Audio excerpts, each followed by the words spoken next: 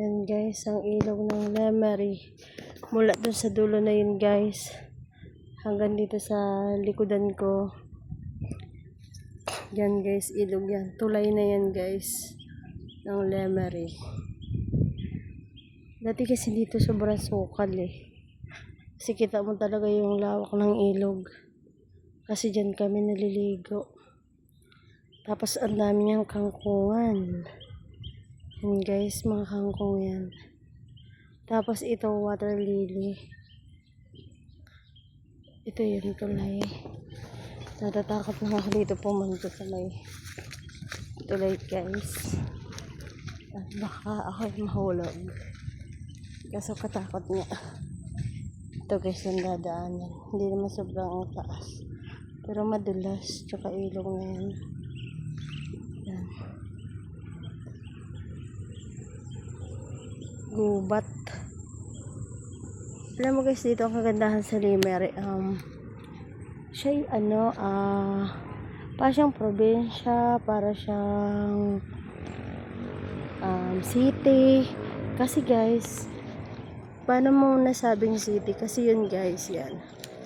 Yan guys ay tulay ng Lemery. Tsaka sa dulo, bayan, may mga SM.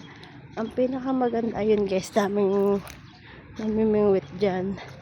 Ang pinakamaganda guys, kahit dito ay city, tapos parang nga siyang probinsya.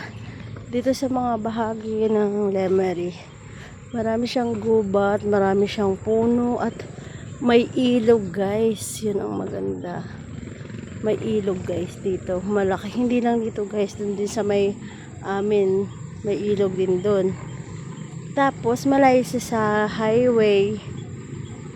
Parang siyang city na probinsya guys. Yan ang kagandahan dito. Yan guys, ilog yan. Ito yung kadugtong. Yan ang kagandahan dito guys, city na probinsya. Kasi may ilog na, may bayan pa, city ba. Yung kinaganda ng Batangas. Kaya gusto ko ditong manirahan din.